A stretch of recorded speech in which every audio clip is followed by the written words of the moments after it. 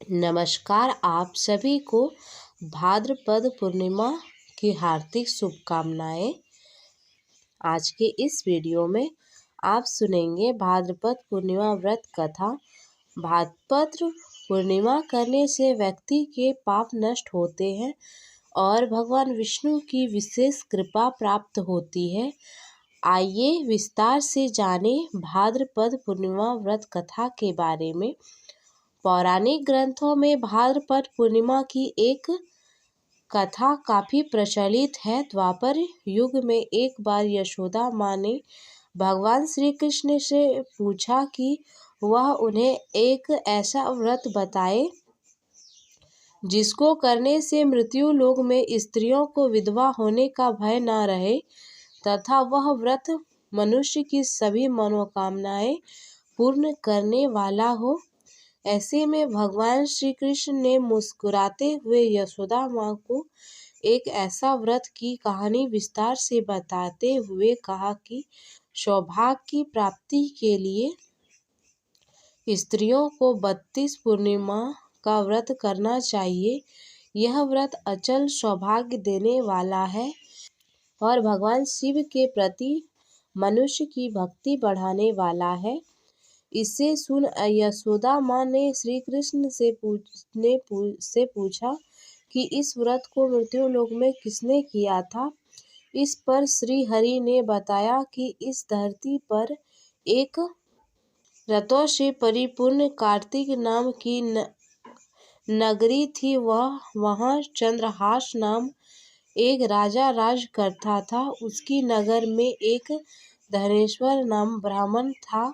उसकी पत्नी सुंदर और सुशील थी जिसका नाम रूपवती था। दोनों एक दूसरे से बेहद प्यार करते थे और उस नगर में बहुत प्रेम से रहते थे।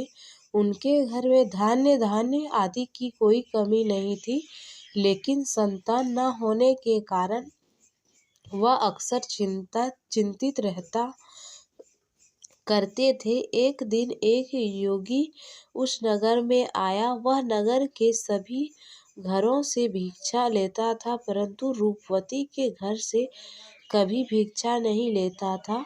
एक दिन वह योगी रूपवती से भिक्षा न लेकर किसी अन्य से भिक्षा लेकर गंगा किनारे बैठकर प्रेम पूर्वक खा रहा था। तभी अपने भिक्षा के अनादर से दुखी होकर धनेश्वर योगी से भिक्षा न लेने की वजह पूछा। इस पर योगी ने कहा कि निसंतान के घर की भिक्षा पतितों के अन्न के समान होती है। जो पतितों का अन्न ग्रहण करता है वह भी पतित हो जाता है, इसलिए पतित हो जाने के भय से उनके घर में की भिक्षा नहीं लेता है। इसे सुनकर धनेश्वर अत्यंत दुखी हो गए और उन्होंने योगी से पुत्र प्राप्त का उपाय पूछा। यह सुन योगी ने उन्हें माँ चंडी की उपासना करने के लिए कहा। धनेश्वर देवी चंडी की उपासना करने के लिए वन में चला गया। माँ चंडी ने धनेश्वर की भक्ति से प्रसन्न होकर 16वें दिन उसे दर्शन दिया और कहा उसके यहाँ पुत्र होगा, लेकिन वह केवल 16 वर्ष तक ही जीवित रहेगा।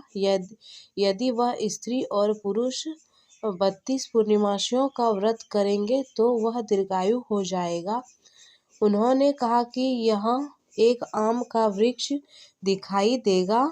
उस वृक्ष पर चढ़कर फल तोड़कर उसे घर ले जाएं और पत्नी को सारी बात बताएं तथा स्नान कर वह शंकर भगवान का ध्यान कर उस फल को खा ले तो भगवान शिव की कृपा से गर्भवती हो जाएगी। इस उपाय को करने के बाद धनेश्वर को पुत्र की प्राप्ति हुई तथा 32 पूर्णिमासियों का व्रत करने से पुत्र को दीर्घ आयु की प्राप्ति हुई। तो ये थी पूर्णिमा व्रत की कथा।